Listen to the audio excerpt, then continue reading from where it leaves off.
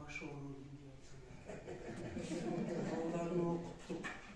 Эми ата-энесини да окутабызбы? Делать нечего нам деген ой келет да. Ошого мен силерге айттым. Мына азыр түшүнүктүү адам. Да, бир жагы так нам кажется. Эгер ата-эне мектебин ачып, аларды биз ишке тартпасак, анда эмне кылабыз? Туура окутпашыңар мүмкүн. Анда көп убагыбыз милиция менен участковый менен разборка менен кетет. Балдар төөлөшөт, мектепте рекет болот, зордук, зомбулук болот. Бул тартип жагынан, укук бузуу, кылмыштуулук, билим жагынан болсо, мектептин жарымы босого балдар өтпөйт. Эмне кылбап өтпөйт. Азыр дагы бир иллюзия бар да, мен ошону айтайын дейм. Алтын сертификат алды дейт. Ал Новадан Секомдон окуп алат. Атасынын акчасы менен барып даярданып алат. Бирок мектептин аты чыгып атат. Ал эми жанагы азыр айтып берген орточо балыбыз 173, бизде лейли ол биз жашаган жерде Нова Секом жок. Мына чыныгы мектептин мугалимдеринин эмгеги мынау болуп эсептелет да. Ошол үчүн эки тең. Бир жагы укук бузуу, кылмыштуулуктун алдын алуу, моралдык психологиялык климаттын жакшы болушуга жетесиздер. Экинчи жагы билим сапаты эне мектебине киргизгенден кийин түздөн түз өсүү болот экен да. Эң сонун жакшы жогорулоо болот. Мен айтпайм баягы Нова Секом же мектеп жаман деп, баардыгы жакшы, бирок эгер эне мектебине киргизип жакшы жолго койсоңор, ошол өзүңөрдүн эле мугалимиңердин даярдаганы натыйжа бере берет. Азыр кандай? Муну мен образдуу айтайын. Асты жок капка дан салган менен барабар. Эгер ата-эне үйдө контролдо болсо, сурабаса, кызыкпаса, анын дептерин ачып карабаса, күндөлүгүн карабаса, физика, математикасын карабаса, академик болуп сабак өтсөңүз дагы балдар үйдө окубайт дагы. Ал эми сөздү мугалимдер уга берет. Силер окута албай атасыңар деп. Ошол үчүн мен мындай силерге образын айтайын, спортту баарыңар билесиңер. Спортсмендерде второе дыхание деген бар. Уже чарчап бүткөндө анан алачылар. Эне ата-энелер мектеби бул биздин билимдерибиз үчүн экинчи дыхание бул. Бир, экинчиси экинчи канат, эки, үчүнчүсү экинчи мотор. Кандай гана биз укмуш реформаларды жүргүзбөйлү, эгерде биз үй бүлөнү тартпасак, эне мектебин ачып ата-энени окутпасак, бардыгы бесполезный бойдон кала берет. Красивые слова, классовые реформаторские идеи, бирок результат жок.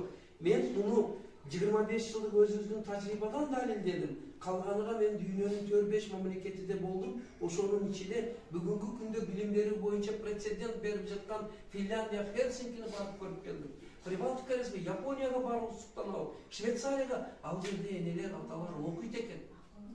Ал жерде алар равноправный, заинтересованный партнер катары катышат экен. Биздин эң чоң кемчилигибиз ата-энени биз ремонтко, оформленияга, спонсорлукка гана чакырып, даже мектеп өзүбүздөн качырып алганбыз да. Алар уже ошо ал эми эне мектебиде алат. Кийин мындай экинчи бир иллюзия, заблуждение бар, унутпайт экен. Что тут нового? И так мы работаем с родителями. Дейт экен. А как вы работаете? Ата-энелердин чогулушуна өтөбүз, ата-энелер комитети бар деп. Дорогой, ата-энелер чогулушу бул чисто административно-управленческие собрания. Ал эми энелер, аталардын мектеби бул целенаправленный, максатка багытталган процесси. Бул жерде балаң качып кетти, эки алды, ремонтко мынча акча бер, родительский мындай сөз такыр сүйлөбөйт. Сүйлөдүңөр экинчи көбөй коет.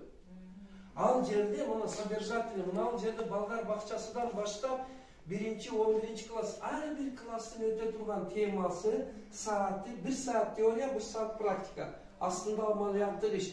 Бул жерде азыр алдыңарда мен Салтанатка рахмат айтып кол чаптырдым. Дагы бир кыргыз билим берүүчүдөгү бир жакшы, таза инсан бар. Анын аты Алмаз Токтомамбетов. Мына ушул инсан баш сөзүнү жазган бир кол чаап рахмат айтайын.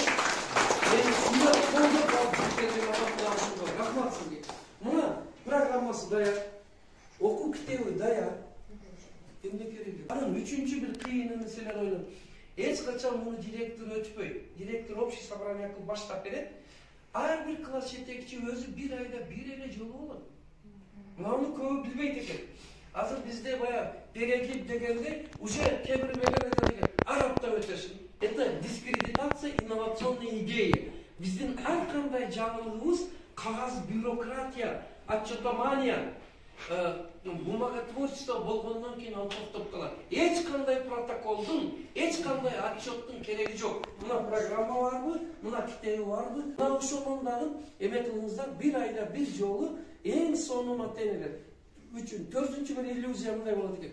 Наверное, у Гапрага избранные родители. Айтса эле келе турган экен, законопослушный, наверное. А биздики вот келбейт, сен келишти өзүң каалабайсың, ошол үчүн келбейт. Келишти каалабайсың. Кыргыздарда бир макал бар. Алоо келишсе, от жагышы келишсе, муз жанат дейт. По-настоящему каалап жакшы уюштурса, биз ата-энелерди недооценивать этебиз. Силер азыр сүрөттөн көрдүңөр да, зал толуп, адамдар батпай турат. Притом ол менин эле мектебимде эмес. Нарын Таласка бардым ана Салтанат.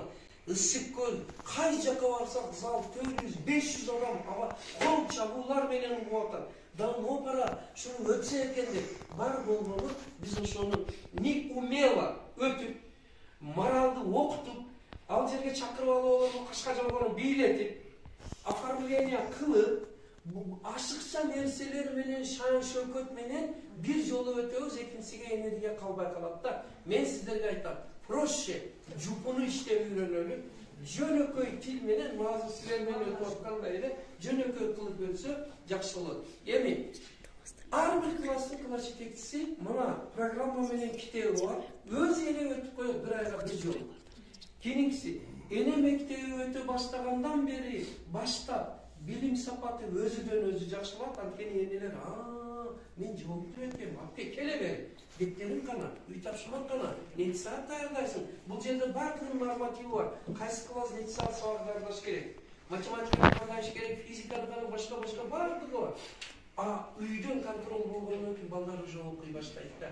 Ошого мен сиздерге айтамын, муну орнобостон чукулунан эгер колго алса, менимче жакшы натыйжа болот.